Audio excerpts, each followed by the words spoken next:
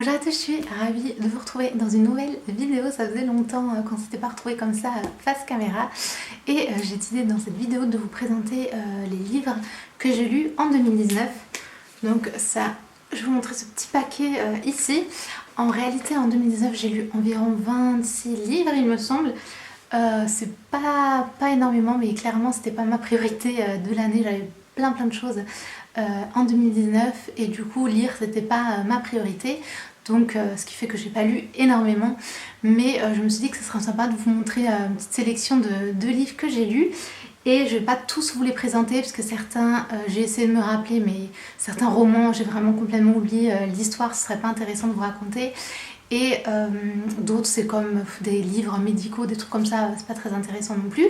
Mais j'ai essayé de regrouper un petit peu des livres comme ça que j'avais lus cette année, que je trouvais intéressant à vous partager. Et il y en a d'autres aussi que j'ai lus sur mon Kindle.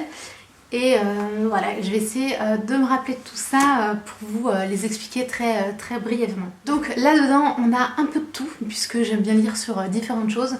On a des romans, quelques-uns. Il y a des livres de développement personnel, parce que j'aime beaucoup lire sur ça. Et il y a des livres aussi un petit peu plus chrétiens, entre guillemets. Mais là, voilà, il y a vraiment un mix d'un petit peu tout. Et je vais commencer par le premier livre que j'ai lu en janvier, donc 2019. Apparemment, parce qu'en fait moi ce que je fais c'est que j'écris toujours tous les livres que je lis, je garde une petite trame en fait. Ça me permet de me rappeler qu'est-ce que j'ai lu à quelle année, parce que souvent j'ai l'impression d'avoir lu un livre par exemple l'année dernière, alors qu'en fait non, c'était il y a 2 ans ou plus. Et voilà, le temps passe tellement vite, des fois on zappe un petit peu. Et d'autres où on oublie carrément qu'on avait lu ces livres-là si on les note pas. Donc moi j'aime bien faire ça, ça fait quelques années que je fais ça, où je note, je liste un petit peu les livres que j'ai lus. Et j'aime bien ça, donc c'est comme ça que je sais que j'en ai lu 26, sinon j'aurais complètement perdu la trace. Et c'est vraiment, quand je dis livre, c'est vraiment des livres comme ça du début à la fin. Tout ce qui est revue, magazine, et les livres un petit peu style livre de recettes, livre un peu bien-être, tout ça, enfin je les mets pas dedans, alors que pour le coup ça pourrait être mis dedans, mais moi je les mets pas dedans. C'est vraiment des bouquins que je lis du début à la fin. Donc le premier livre, c'est Je pense trop de Christelle Petit-Colin. Donc ça fait plus d'1 an que je l'ai lu, donc j'ai pas tout en tête. Mais ce bouquin, en gros, c'est un livre de développement personnel et tout est vraiment dans le titre. Je pense trop, comment canaliser ce mental envahissant. C'est pour les personnes qui cogitent, se posent 1000 questions, qui voilà, ont l'impression qu'elles pensent vraiment trop, qu'elles ont juste envie d'avoir un bouton qui switch on et off. Et c'est totalement mon cas, donc je me suis reconnue dans ce livre. Et j'en avais entendu beaucoup parler dans les magazines, un peu partout. Et en fait, elle aborde un petit peu ce thème des personnes, un peu ces nouveaux surdoués, entre guillemets, qu'on appelle aussi les zèbres ou les hauts potentiels, etc. Voilà, c'est un monde que vous connaissez, vous allez reconnaître, mais moi c'est quelque chose qui m'intéresse pas mal, aussi l'hypersensibilité, etc. Et du coup, j'ai lu pas mal de livres sur ces sujets-là. Et donc celui-ci, il est voilà, très abordable, c'est je pense un best-seller, il est très connu, vous l'avez probablement vu dans vos librairies, ce petit bouquin-là. Donc je vais pas vous le résumer, mais en gros, si vous vous reconnaissez dans ce titre, que vous êtes quelqu'un qui analyse, qui pense tout le temps, qui a tout le temps 1000 idées, qui a tout le temps envie... voilà, on a l'impression que ça fuse là-haut et on est un peu perdu dans toutes ces pensées, ça peut être un premier livre intéressant à lire. Après, comme j'ai lu beaucoup de livres sur ce sujet de voilà, au potentiel, etc., voilà, c'est des redites d'un peu dans tous les bouquins. Mais si c'est la première fois que vous lisez un livre sur ce sujet, celui-ci est pas mal, il est vraiment accès grand public et très facile à lire, et il aborde plein de sujets. Voilà, si vous aimez un peu la psychologie, etc., vous allez aimer. Mais je sais que bon, je l'avais bien aimé, c'est un des premiers livres que j'ai lu sur ce sujet, donc voilà. Ensuite, on a un livre où je vous ai fait toute une revue dessus. C'est celui-ci, Du célibat à la vie de couple, guide des futurs ex-célibataires, de Pauline Jouvet, qui est, comme son nom l'indique, un livre axé sur les personnes célibataires qui rêvent de se mettre en couple. Et elle aborde tout le sujet sur voilà, le célibat, comment vivre le célibat, comment appréhender idée, ou un peu les fausses idées qu'on peut avoir du couple, ou de se mettre en relation, enfin d'être avec quelqu'un, etc. Tous les mensonges qu'on peut croire aussi quand on est célibataire. voilà, toutes les idées qu'on peut avoir qui, de un, peuvent nous empêcher du coup de rencontrer quelqu'un. Des fois, on a un peu tous ces mensonges qu'on croit par rapport à nous. Ou autre, et du coup c'est très très intéressant, mais si vous voulez en savoir plus, je vous invite à regarder ma revue détaillée sur ce livre qui est en ligne sur ma chaîne, donc je vous mets le lien dans la barre d'infos. Il est vraiment vraiment top. Ensuite, c'est un livre en anglais. J'ai essayé de pas trop vous en mettre dans cette liste parce que je lis aussi beaucoup en anglais, et je sais qu'à chaque fois que je parle d'un truc en anglais, il y a tout le monde qui me saute dessus. Je parle pas anglais. Donc voilà, j'essaie de faire un peu la part des choses, mais ce livre, je l'ai beaucoup aimé. Je l'ai lu en février dernier. Il s'appelle donc 10 Ways to Fall in Love with Your Bible de Shanna Noel, qui est Shanna Noel, c'est celle qui a créé la marque Illustrated Faith, qui est la marque numéro 1, j'ai envie de dire, de Bible Journaling. Si vous ne savez pas ce qu'est le Bible Journaling, je vous invite à voir toutes mes vidéos que je vous liste dans la barre d'infos. Voilà, c'est une manière d'allier art et foi, quelque chose que j'apprécie beaucoup. Et donc dans ce livre, elle parle vraiment de comment elle a renoué en fait à lire sa Bible. Et le livre est très intéressant parce qu'il est, vous voyez, donc il y a des écritures et il y a pas mal de jolis petits versets ou petites notes comme ça. Et il y a de l'espace pour prendre vos notes. Je ne sais pas si vous allez voir quand c'est écrit en de l'écriture manuscrite, je ne sais pas si vous allez voir. Bon bref, en tout cas il est super sympa, il est super mignon, il se lit super facilement. Et voilà, à chaque fois à la fin vous avez des questions, je ne sais pas si vous voyez, vous pouvez écrire dedans directement. Et voilà, il est super sympa, j'ai beaucoup aimé avoir voilà, son témoignage, son histoire. Et elle donne plein de choses concrètes en fait, donc vous avez comme des petits exercices à l'intérieur. Donc si vous parlez anglais, franchement je vous le conseille. Il me semble que je l'ai commandé sur Amazon. Du coup voilà, c'était super facile de me le procurer. Il est comme ceci, il est super sympa si c'est un sujet qui vous intéresse. Ensuite on va passer à un roman, slash un peu développement personnel, vous avez ce genre un peu de roman. C'est un livre de Virginie Grimaldi, Il est grand temps de rallumer les étoiles. Mais sur ma liste j'ai aussi lu Le parfum du bonheur. Mais honnêtement je ne me rappelle plus, je l'ai lu en février mais je ne me rappelle plus vraiment de l'histoire. Et donc dans celui-ci, ça retrace l'histoire d'une maman qui a 2 filles. J'essaie de lire, voir si je ne me trompe pas d'histoire.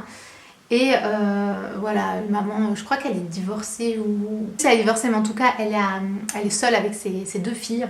Et elle se rend compte que ces 2 filles, ça va pas du tout. Il y en a une qui est ado.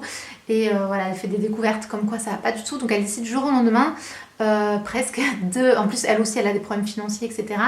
De partir dans un de camping-car avec ses filles.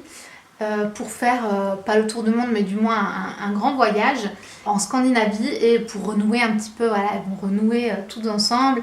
C'est voilà, ce genre d'histoire, vous savez, un voyage, renouer avec sa famille, se rendre compte de ce qu'on veut réellement dans la vie, etc.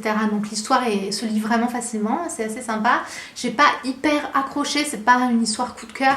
J'ai pas vraiment accroché avec aucun des personnages en fait. Et voilà, leurs décisions et leurs histoires, ouais, voilà, ça m'a plus emballé que ça.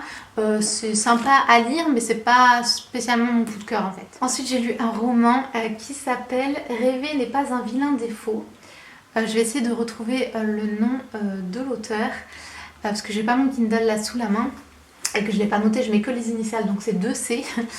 Et je me souviens que j'avais beaucoup aimé cette histoire, qui est l'histoire d'une femme aussi, pareil, qui ça va pas trop dans sa vie, et elle décide voilà, de commencer de fil en aiguille à réaliser ses rêves. Et je me souviens plus tellement de l'histoire, mais en tout cas je me souviens que j'avais bien aimé. Donc si vous aimez ce genre d'histoire un peu feel good de quelqu'un qui voilà, refait un petit peu sa vie et tout, je sais que celui-là je l'avais bien aimé, donc j'essaierai de vous mettre le titre complet par ici. Ensuite j'ai aussi 2 romans que j'ai lus durant l'été. Donc il y en a un, c'est Love and Gelato qui raconte l'histoire, donc ça c'est un roman un peu ado d'une fille qui a sa maman qui décède. Et je sais pas si c'est dans le testament ou autre, mais bon bref, on l'envoie du coup chez quelqu'un en Italie. Donc c'est une américaine, donc elle se retrouve en Italie pour l'été, ou voilà, je sais plus pendant combien de temps. Au début elle comprend pas du tout parce qu'elle connaît pas cette personne, elle voit pas l'intérêt. Et au final, voilà, elle va se faire des amis, elle va découvrir un petit peu la personne chez qui elle va et du coup elle va comprendre plein de choses de sa maman, sachant qu'elle va aussi récupérer un journal. En fait, sa maman écrivait des journaux comme des journaux intimes, etc. Et du coup elle va les relire et c'est un peu sur son adolescence à la maman ou quand elle vivait là-bas. Et du coup c'est un peu comme si elle retrouvait les traces un peu de sa maman à cette époque-là. Donc elle va faire tout un tas de découvertes, etc. Et du coup, c'est vraiment une lecture sympa pour l'été. Bon, j'avais bien aimé, c'est assez léger et assez sympa. Et un petit peu dans le même esprit, j'ai lu Save the Date de Morgan Matson, je sais plus comment elle s'appelle. Pareil, c'est un livre feel good. En fait, celui-là, il est assez drôle parce que on suit l'histoire d'une fille qui est chez elle pour préparer le mariage de sa sœur. Donc c'est un peu voilà, la panique, c'est le mariage en plus je crois qu'ils chez eux, bref, etc. Et voilà, c'est que sur quelques jours, il me semble, le livre, mais c'est super plein de rebondissements, plein de trucs qui se passent, etc. Encore une fois, un roman ado, mais assez rigolo. Et je l'avais lu vraiment d'une traite, c'était sympa aussi pour l'été, un roman d'été. Ensuite, on va retourner dans les livres de développement personnel. Et j'ai lu celui-ci qui s'appelle Tu vas tout déchirer de Jen Sincero. Et c'est en anglais You Are a Badass, qui est assez connu, peut-être si vous en avez entendu parler. C'est vraiment un livre de développement personnel d'une fille qui est apparemment assez connue aux États-Unis. Ça s'appelle Réveiller la badass qui sommeille en vous et transformer votre vie. Livre totalement en mode développement personnel, sur comment changer radicalement sa vie. Elle est très brute de décoffrage, j'ai envie de dire, elle est très, très directe. Elle vous secoue un petit peu, elle y va pas par quatre chemins. Le livre il est un peu comme ça, vous avez chaque fois des petits rappels et tout. Vraiment le livre voilà, développement personnel avec vous avez des petits chapitres qui sont comme ça. Et si vous avez j'arrive plus à parler. Si vous avez jamais lu de livre de développement personnel, ça peut être sympa de commencer par celui-ci. Si vous en avez déjà lu 15 000, voilà, ça va être assez redondant, je pense, parce que c'est vrai qu'au bout d'un moment, souvent, c'est un peu les mêmes choses qui reviennent, la gratitude, voilà, un peu toutes les mêmes idées. Après, sa façon d'écrire, elle est assez drôle. Vous avez vraiment les idées de base d'un livre de développement personnel, avec quand même des bons conseils et des bonnes choses à mettre en place et des bonnes idées. Donc, franchement, il est bien. Après, moi, je l'ai lu une période où j'avais déjà lu pas mal de livres de développement personnel, donc je l'ai bien aimé, mais ça n'a pas révolutionné ma vie. Mais comme je disais, je pense que ça dépend vraiment dans quel état d'esprit vous êtes quand vous le lisez, si vous en avez déjà lu plein ou pas. Mais en tout cas, c'est vraiment un bon livre que je vous conseille. Ensuite, on a un livre aussi qui s'appelle Amour, sexe et rencontres de Andy Stanley. Qui est un livre où je vais faire une revue très prochainement, donc si elle est déjà en ligne je vous la mets dans l'info, et si c'est pas encore en ligne ça va arriver très prochainement sur ma chaîne. Et donc je vous invite à voir cette vidéo pour plus de détails, mais voilà, comme son titre l'indique, ça parle des relations. C'est un auteur chrétien, je sais plus s'il est... Ouais, c'est un pasteur qui l'a écrit, mais à la mode américaine, donc c'est très léger, très ouvert d'esprit, et c'est super comme livre, je pense, si vous posez des questions sur voilà, les relations. Et parfait, je pense, pour les ados et les jeunes adultes. Ou si vous n'avez jamais lu de livres chrétiens sur la pensée un peu chrétienne des relations, du mariage, etc. Il est vraiment, vraiment bien. Donc je vous invite vraiment à lire si vous ne l'avez pas lu et si c'est un sujet qui vous interpelle. Mais je vous invite aussi à voir ma revue dessus. Et enfin, pour finir, j'en ai encore deux. Dont un qui s'appelle Rayures et ratures, qui est trop mignon, de Chloé Romengas, qui est comme ceci, ouais, l'illustration est trop mignonne.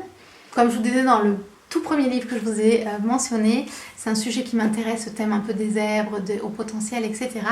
Et ce livre, donc, il parle de ça par Chloé elle-même, qui fait elle-même les illustrations. Donc il est super mignon, elle a tout illustré elle-même. En fait, c'est une fille qui a un blog et qui s'est auto-édité. Et c'est trop mignon. J'ai l'impression qu'en plus, on a presque le même âge, je crois. Et bref, c'est trop mignon. Du coup, j'ai découvert son blog parce que pour le coup, je connaissais pas. Et elle est elle-même au potentiel et du coup elle a créé un blog sur ce sujet en faisant partager plein de témoignages de personnes qui sont comme ça. Et donc ce livre parle de ça avec donc justement toutes ces illustrations, etc. Ça permet aussi de comprendre, de mieux comprendre en fait ces personnes-là. Et il est vraiment vraiment mignon, vraiment facile à comprendre et un peu différent des autres. Comme je vous disais, j'ai lu beaucoup de livres sur ces sujets et du coup celui-là il apporte un autre regard, enfin je sais pas, en tout cas j'ai beaucoup aimé. Je pense que je ressemble un peu à l'auteur sur le mode de fonctionnement, donc je sais pas, ça m'a pas mal parlé, j'ai beaucoup aimé et les petites illustrations sont trop mignonnes.